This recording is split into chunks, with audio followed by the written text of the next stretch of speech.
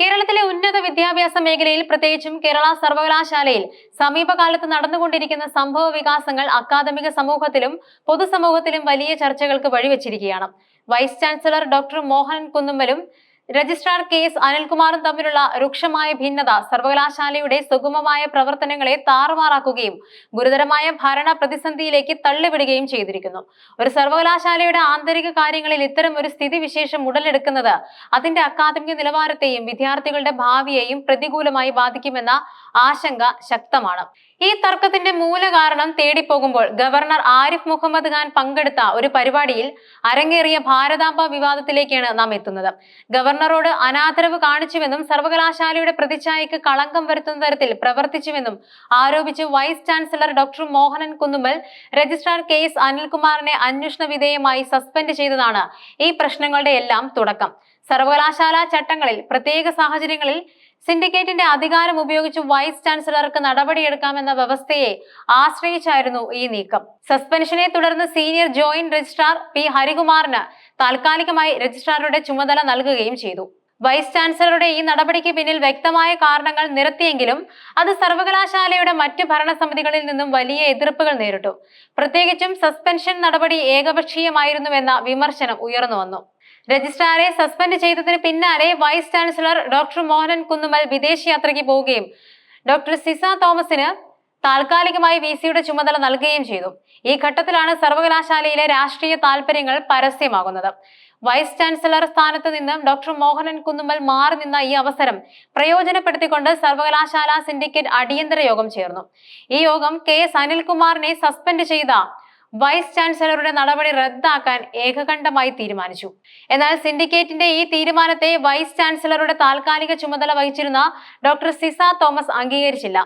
Suspension റദ്ദാക്കിയ syndicate തീരുമാനം ചട്ടപ്രകാരമല്ലെന്നും തനിക്ക് അതിന്മേൽ അധികാരമില്ലെന്നും അവർ നിലപാടെടുത്തു. ഇത് സർവകലാശാല ഭരണത്തിൽ മറ്റൊരു തടസ്സത്തിന് കാരണമായി. സിൻഡിക്കേറ്റ് സസ്പെൻഷൻ റദ്ദാക്കിയെങ്കിലും വൈസ് ചാൻസലറുടെ ചുമതലയിലുണ്ടായിരുന്ന സിസ തോമസ് രജിസ്ട്രാർ KS അനിൽകുമാറിന് സർവകലാശാല ക്യാമ്പസിൽ പ്രവേശിക്കുന്നതിന് വിലക്ക് ഏർപ്പെടുത്തി നോട്ടീസ് നൽകി. വൈസ് ചാൻസലറുടെ അനുമതി ഇല്ലാതെ ക്യാമ്പസിനകത്ത് പ്രവേശിച്ചാൽ സർവകലാശാല ചട്ടപ്രകാരമുള്ള നടപടികൾക്ക് വിധേയനാകുമെന്നും നോട്ടീസിൽ കർശനമായി മുന്നറിയിപ്പ് നൽകിയിരുന്നു.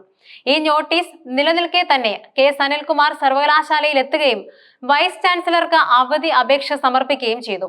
എന്നാൽ സസ്പെൻഷനിൽ തുടരുന്ന ഒരാളുടെ അവധി അപേക്ഷയ്ക്ക് പ്രസക്തിയില്ലെന്ന് ചൂണ്ടിക്കാട്ടി vice chancellor doctor Mohanan Kunnummal അത് നിരസിച്ചു. ഈ നടപടികൾ ഇരുവരും തമ്മിലുള്ള അകൽച്ച വർദ്ധിപ്പിക്കുകയും പ്രശ്നം കൂടുതൽ സങ്കീർണമാക്കുകയും ചെയ്തു. നിലവിൽ വൈസ് ചാൻസലർ KS അനിൽകുമാർ അയച്ച 3 സുപ്രധാന ഫയലുകൾ തിരിച്ചയക്കുകയും രജിസ്ട്രാറിന് ഫയലുകൾ കൈമാറരുതെന്ന് നിർദ്ദേശം നൽകുകയും ചെയ്തതോടെ സർവകലാശാലയുടെ ദൈനംദിന ഭരണത്തിൽ സ്തംഭനാവസ്ഥ ഉണ്ടായിരിക്കുകയാണ്. അതേസമയം ഡോക്ടർ മിനി കാപ്പൻ അയച്ച 25 ഫയലുകളിൽ വൈസ് ചാൻസലർ ഒപ്പിടുകയും ചെയ്തു. താൻ സസ്പെൻഡ് ചെയ്ത രജിസ്ട്രാറുടെ ഒരു ഫയലും അംഗീകരിക്കില്ലെന്ന കടുത്ത നിലപാടിലാണ് വൈസ് ചാൻസലർ. ഈ സാഹചര്യം സർവകലാശാലയെ ഗുരുതരമായ ഭരണ പ്രതിസന്ധിയിലേക്ക് തള്ളിവിട്ടിരിക്കുകയാണ്.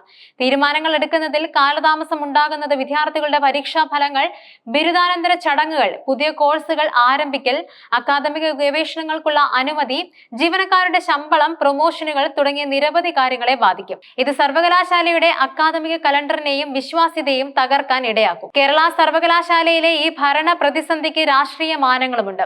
BJP സിൻഡിക്കേറ്റ് അംഗങ്ങൾ ഈ വിഷയത്തിൽ ഹൈക്കോടതിയെ സമീപിക്കാൻ ഒരുങ്ങുകയാണെന്ന വിവരമാണ് പുറത്തുവരുന്നത്. വൈസ് ചാൻസലറുടെ നടപടികൾ സർവകലാശാലയുടെ ഭരണത്തെ തകിടം മറിക്കുകയാണ് എന്നും അവർ ആരോപിക്കുന്നുണ്ട്. മറുവശത്തെ ഇടതുപക്ഷ സിൻഡിക്കേറ്റ് അംഗങ്ങളും സജീവമായി ഇടപെടുന്നുണ്ട്. വൈസ് ചാൻസലറുടെ പല നിലപാടുകളും കാരണം ഭരണ പ്രതിസന്ധി ഉണ്ടെന്നും അതിന്റെ പശ്ചാത്തലത്തിൽ അടിയന്തരമായി സിൻഡിക്കേറ്റ് യോഗം വിളിച്ചു ചേർക്കണമെന്നും ആവശ്യപ്പെട്ട് അവർ വൈസ് ചാൻസലർക്ക് കത്ത് നൽകിയിട്ടുണ്ട്. ഈ വിഷയത്തിൽ ഗവർണറുടെ ഇടപെടൽ ആവശ്യപ്പെട്ടേക്കാമെന്നും സൂചനകളുണ്ട്. കേരള സർവകലാശാല നേരിടുന്ന ഈ പ്രതിസന്ധിക്ക് അടിയന്തരവും ഫലപ്രദവുമായ ഒരു പരിഹാരം അത്യാവശ്യമാണ്. വ്യക്തിഗത താല്പര്യങ്ങൾക്കും രാഷ്ട്രീയ ഭിന്നതകൾക്കും അപ്പുറം സർവകലാശാലയുടെ ഉന്നമനവും വിദ്യാർത്ഥികളുടെ ഭാവിയും മുൻഗണന നൽകിക്കൊണ്ടുള്ള ഒരു സമീപനം സ്വീകരിക്കേണ്ടത് അത്യാവശ്യമാണ്. വൈസ് ചാൻസലറും രജിസ്ട്രാറും തമ്മിലുള്ള വ്യക്തിപരമായ ഭിന്നതകൾ ചർച്ചയിലൂടെ പരിഹരിക്കാനുള്ള ശ്രമങ്ങൾ നടക്കണം. ഉന്നത വിദ്യാഭ്യാസ വകുപ്പ് മന്ത്രിയും ഗവർണറും ഈ വിഷയത്തിൽ ഇടപെട്ട് സമവായത്തിന് വഴിയൊരുക്കണം. അതോടൊപ്പം സസ്പെൻഷൻ നടപടിയുടെ നിയമസാധുത, സിൻഡിക്കേറ്റിന്റെ അധികാരങ്ങൾ എന്നിവ സംബന്ധിച്ച് നിയമപരമായ വ്യക്തത വരുത്തേണ്ടതുണ്ട്. ഹൈക്കോടതിയുടെ ഇടപെടൽ ഈ വിഷയത്തിൽ ഒരു അന്തിമ തീരുമാനം നൽകിയേക്കാം. സർവകലാശാലയുടെ ഭരണകാര്യങ്ങളിൽ കൂടുതൽ സുതാര്യത ഉറപ്പാക്കണം. തീരുമാനങ്ങൾ ഏകപക്ഷീയമാകാതെ ബന്ധപ്പെട്ട എല്ലാ വിഭാഗങ്ങളെയും വിശ്വാസത്തിലെടുത്ത് മുന്നോട്ടു പോകണം. ഭരണപരമായ പ്രശ്നങ്ങൾ സർവകലാശാലയുടെ അക്കാദമിക പ്രവർത്തനങ്ങളെ ബാധിക്കാതെ ശ്രദ്ധിക്കണം. പരീക്ഷകൾ, ഫലപ്രഖ്യാപനം, അക്കാദമിക യോഗങ്ങൾ തുടങ്ങിയവ മുടങ്ങാതിരിക്കാൻ അടിയന്തര നടപടികൾ സ്വീകരിക്കണം. ഉന്നത വിദ്യാഭ്യാസ രംഗത്ത് കേരളത്തിന് മികച്ച സ്ഥാനം നിലനിർത്തണമെങ്കിൽ ഇത്തരം ഭരണപരമായ പ്രതിസന്ധികൾ ഒഴിവാക്കേണ്ടത് അത്യാവശ്യമാണ്. സർവകലാശാലയുടെ ഭാവിക്കും ആയിരക്കണക്കിന് വിദ്യാർത്ഥികളുടെ പഠന ഭാവിക്കും ഈ വിഷയത്തിൽ ഉണ്ടാകുന്ന ഓരോ തീരുമാനവും നിർണായകമാണ്.